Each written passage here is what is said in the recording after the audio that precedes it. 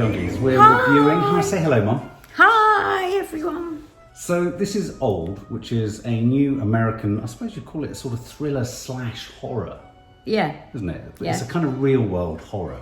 Yeah. Directed by M. Night Shyamalan.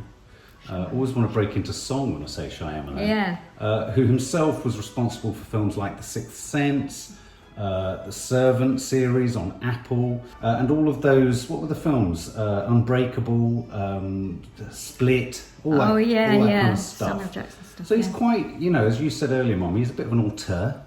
I like the poster for this film. I'll just plop it up now, which is like a woman with a sort of hand on her legs, and one is a skeletal leg and the other is a normal foot. Yeah. So this film is, how would you describe it? Let's talk about who's in it. There's Gael García Bernal.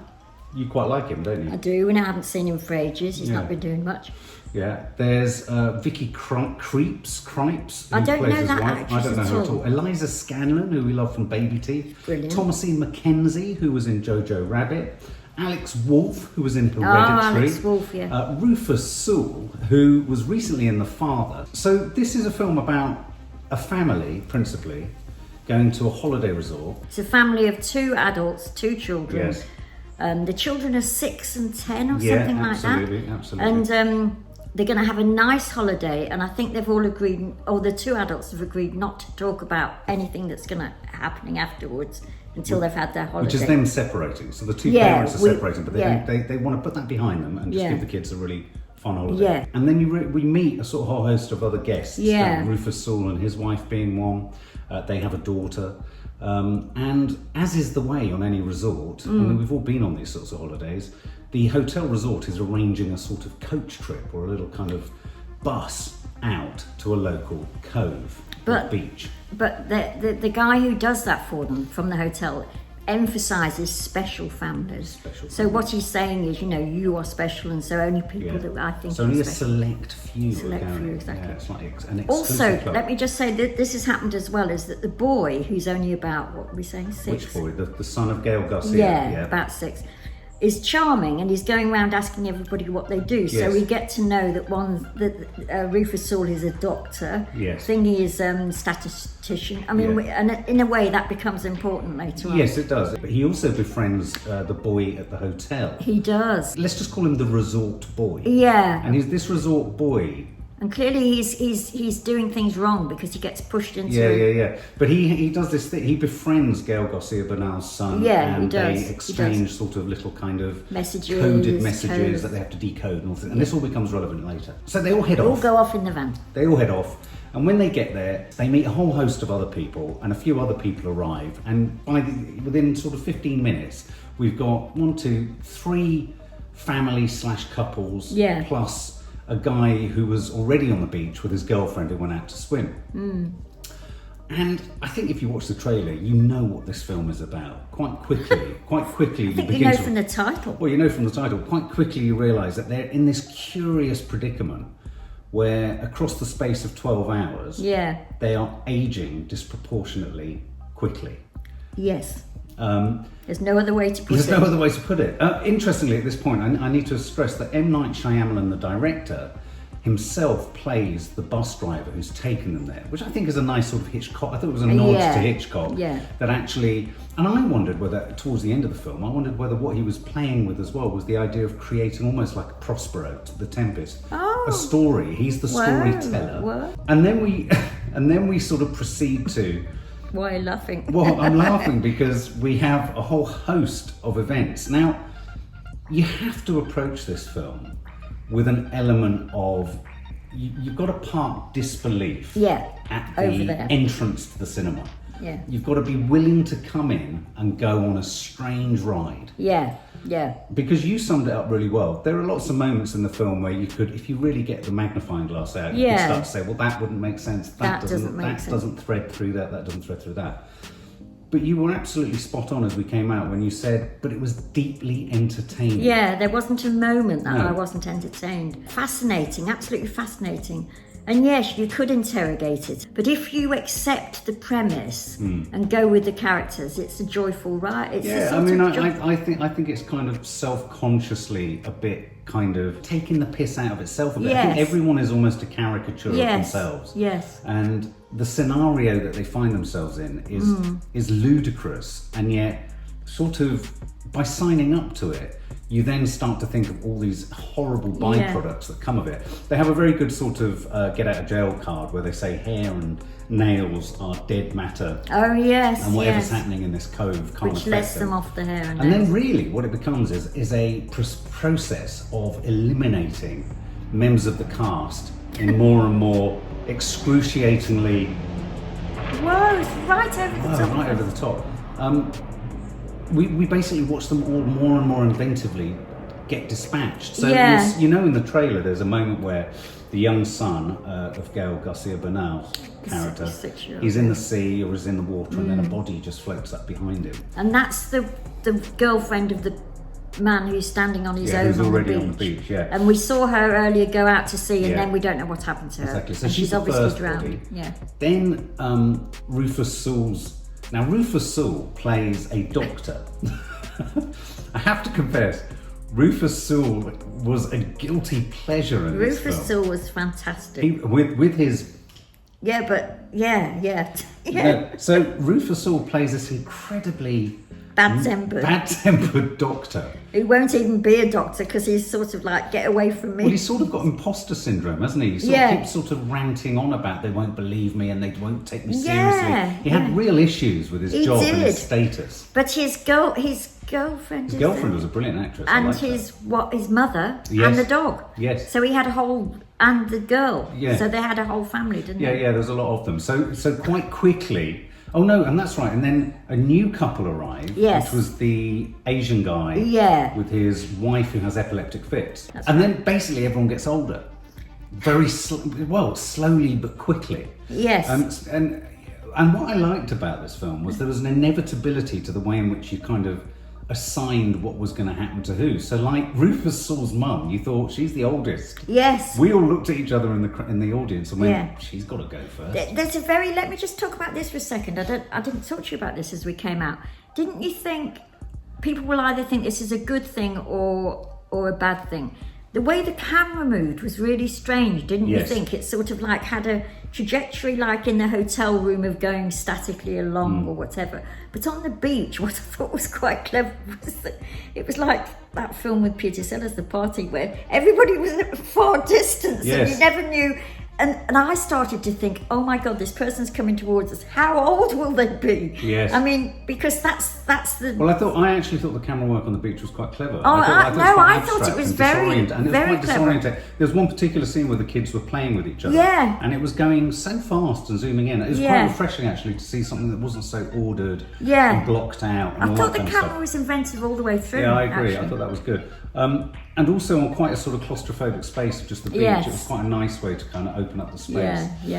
So Rufus Sewell's, I mean, this is obviously going to be a spoiler review because one by one they peg it. Yeah. But some of the highlights I thought were Eliza, as the children get older, we see the children get older far quicker than anyone else. Maddie said at one point, she said, well, why is that happening? I said, well, because change is much more quick, happens more quickly in youngsters. And I can't remember what it was. At some point, someone said, every half hour is like 2 years or something. Yeah. I mean, and like in the process of just touching my head, we've aged 3 days. I thought all that stuff of playing with time, I thought this film was at its strongest when I was being made to think about, shit, we're not on this planet very long. No, that's true. And I think probably if you interrogate each of those statements, maybe they're not strictly accurate. No. But giving them to us in the way that they did, plus another body or plus whatever, it was very, very sort of it was quite existential. It was. But it didn't wear it on its sleeve. It wasn't trying to hammer us with it. No, and also quite worrying in the sense that I didn't know who was going to. I didn't know who was going to be the next person. Okay, the mother you would have thought, but then the dog. Who knew the dog was going to go? But of course the dog would go. If it was already 6, I mean, it's going to go. I mean, Toffee would be the first to go. Toffee or you. It'd be either That's or one true. of you. And she went really undramatically. She just couldn't breathe, and that was horrible. It was They just called down the bitch, Mom's. Yeah. Mom's Rufus. Now, there were some absolutely gory standout moments. One of which has to be that Gael García Bernal's wife has a tumour. Yeah. A benign tumour. Yeah. But the tumour grows. Yeah. There was a really neat touch where Rufus Sewell takes it upon himself as a doctor. Well, he didn't want to. No, he didn't want to, but they established, let's cut this out. Yeah. I thought there was some really funny bits in this film where they compared it to a melon or a lemon. Cantaloupe. A cantaloupe. And then they said it's the size of a handball. I didn't hear that bit. So anyway, but it was getting bigger and bigger, so they had to cut into her. Yeah, we sort of knew that she'd got a tumour very briefly when they were having the discussion in the hotel room, and then they were going to decide whether to separate or not, and that was 2 different things. Yeah. But with this with this thing that was growing, and Rufus saw, and there was this incredibly vivid sort of him. A really gruesome moment where he slices through her skin, but because they're aging so fast. The other thing is it heals. It heals rapidly, and at first you're thinking, well, that can't be right. Why would it heal? Well, because it would eventually seal up across time, but time is speeding along, so it happened much more quickly. Oh, okay, that's why. It led me to questions like, if they needed a wee, would they wee fast? Oh, don't be ridiculous. But also, Rufus Sewell had done his cut in the wrong place and had to do it next to it. And then they pulled out the cantaloupe. And then they had to hold it open so it didn't seal. Yeah. I thought all that stuff was really good. Yeah, but it was well done. It was well done. And so the film charges along. Rufus Sewell becomes ever more bizarre. Ever more This bad-tempered. is Rufus Sewell's moment. It is. He's so strange. And it's when he's doing the tumour. Yes. That he asks the question, does anyone know... Was it during that? Does anyone know the movie that stars Jack Nicholson and Marlon Brando? You're like, why? Yeah, now all you people listening to this will be thinking, really? What? Well, yes, he did say that. And from that point to the end of the movie, he keeps saying that. And for me personally... I mean, I really enjoyed this film, but I kept thinking, what film is it where Jack Nicholson well, we and discovered Marlon on the Brando... way home it was the Missouri Breaks. Yeah. But anyway, so he keeps asking this question. So whenever you have these ensemble shots, he's at the edge of frame going, is anyone into movies? Does anyone know anything about movies? And bad-temperedly, you know, So bad-tempered. as if that was the most important thing that was going on. Never mind. But then he lost his shit big time. And then, of course, by this point, the kids have got older. Yeah. And I think it was a very difficult corner to turn for the filmmaker here, wasn't it? Because essentially, this is such an ambitious film. Yeah. I mean, the ambition of saying you're all going to age in 30 days. It's a pure piece. Yeah. And so I think, given how many pitfalls you would have had, like teeth falling out and all these kind of details, I thought you did a pretty sterling job of getting us from beginning to end. Yeah. Didn't you? I did. And say that the first sort of thing of being aware of how fast it's going, and the 2 the 2 kids become teenagers. And if anybody's seen the trailer, that happens in the trailer, doesn't it? That they look at their parents and say, what's wrong? And the mother says to the girl, go and put another bikini on. And both children are deeply upset, but also don't know what to do with. Well, also, what was quite nice about that was they still have the minds and brains of 6-year-olds. Yes. I mean, they're 6, even though by the end of the film they're 50. Yeah. And I thought there were some clever little moments in there, which perhaps could have been exploited a bit more, where they were talking about, but we don't feel any older, our exterior body. And that, I think, really resonates for just as us as viewers. It's like, well, I always feel much younger than I am. Yeah. And I like that. I mean, a number of people try to escape. Every time you could ask the question, why don't they just run back? But every time they run back, they enter a sort of terrible migraine and then get bounced back onto the beach. I mean, even that is sort of, it's simple. It shouldn't work, it's simple, but it does. But it's like every time they try to go through this force field. It's a force field, isn't it? I haven't seen a force field in Not anything quite for ages. like that before, when they throw back. I tell you what it reminded me of. It reminded me a little bit of when you're playing a console game. Yeah. And you've got a character that you're taking through a world. Yeah. You, as kids, you always go, I want to go up that hill. And you take them up there, but the game designer isn't going to let you. So they just stand at the edge of the frame. Yeah. But that's what I quite liked about this film. It shamelessly just said, well, no, you can't get off like that. That's what No, happens. exactly. It reminded me of, what was the Jim Carrey film where he kept hitting the edge of the world? Oh, The Truman Show. The Truman Show, yeah. It's sort of like... Well, there was a bit of that going on. I'll tell you what I was also getting. I was getting Westworld vibes as Yeah, well, given the sort yeah. of controllability of the space. Yeah. And quite a few of the characters try to get out. Eliza Scanlen climbs up the mountain. The Asian You chap haven't said the main thing swims. that happens to her life. Well, Eliza Scanlen has a baby. Next thing you know, she's got a huge Well, I thought that stomach. was really arresting, though, and her stomach is getting bigger and bigger, and obviously because time has sped up, she's quite rapidly into labour. Yeah, and she's absolutely petrified, Yeah. as you would be. She was very good. She wasn't in it for very long, but she's a She's a such cracking smashing. actress. She's a really good actress. Yes, I've never heard you say. I've never heard you say smashing in your life, but What's I quite that like about? it. Use Yeah. it again. I didn't realise this is based on a graphic novel called Yes. Sandcastle. Hmm. I was telling Kit Coops at the end. It came up. Yeah. So suffice it, I don't want to give a complete spoiler as to No. what happens at the end. What I liked about it, though, in its kind of, in the broadest sense of the word, was this starts to tickle at the edges, and I thought this was quite rich. Big Pharma, Yeah, what pharmaceutical companies are interested in. It managed to be quite inventive yeah, with the ways in which people died. I'm thinking of like the rusty knife. I'm Yes. thinking about the remarkable thing that happens to Rufus Sewell's wife, who has a calcium deficiency yes, in the tummy.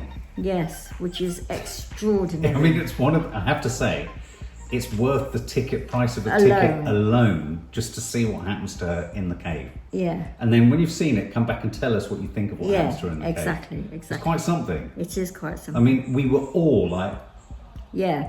There's Absolutely. also a way of reading it, don't you think, the whole film, for a sort of almost like an analogy of the COVID virus, and the sort of thing Yeah. of dislocation, separation, and yeah, then isolation. and then something being going Yeah. through them all. Yeah. And And it was very good. I thought it was very good. There were moments in there as they got older, which allowed me. I'm thinking of when Gael García and his wife were sat with his head on her, and things went. Certain senses started to be put under pressure.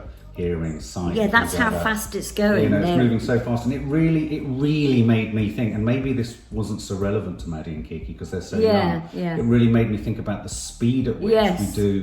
we do age. And I think, and that's what I meant to say. It really, if anyone knows the sort of anthology film Creep Show from the 80s, in its tone, it was very similar to that. And Creep Show managed to be scary, but light-hearted in its approach to itself. okay. And I think actually this film, you'll get far more from this film if you approach it as it's not taking itself seriously. Yeah, It's yeah. wanting to play with you. Yeah. And it does, I think. think it Yeah, does it I quite do successfully. too. I do. You've got to approach it in that Yeah. way. You've got to not be serious. You've got to just enjoy the ride. Yeah, it is and a just, ride. and you will not sort of be able to imagine some of the things that Yes. happen in this film. I mean, really.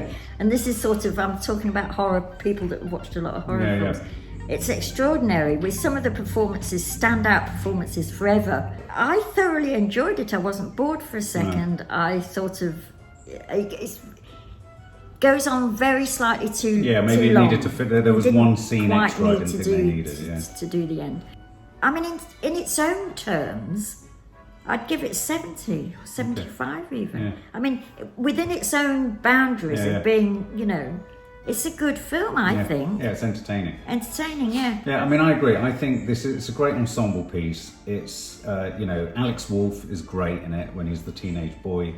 I thought the kids played it really well because their bodies are growing old, but they're having to sort of stay young, and there's a sort of disorientation and confusion. Ken Leung, I thought was really good. He was the guy who goes off to swim out to sea. He to was try great, I and- thought. He was great. It was really real, and you really felt his He's the fear. only one Rufus Sewell provides a really, really unusual but compelling performance. Yes. With some of the oddest lines. Thomasin McKenzie was great. Gael García Bernal, I thought, was very good at playing that sort of disorientation, wanting to protect but not. I mean, his disbelief, you believed, I thought. Yeah, was you the film. did, you did. I'd probably be a bit more favourable than you. I'd probably give it 80 out of 100 because I think it's just like a universal theme ride. Yeah, yes. Do you know what I mean? I would agree with that. You get the same highs and same lows. Yeah. And even when you're beginning to think, oh, this is getting a bit creaky or this is a bit weird, Yeah. once again, something happens that makes you go, oh my God. Yeah, exactly. So yeah, I would fully recommend it. It's a cracking film, Yeah. post-COVID, to go to the cinema Yeah. and just lose yourself in. Go with a bunch of mates. You will both laugh and gasp in equal Yeah, measure. Absolutely, you will.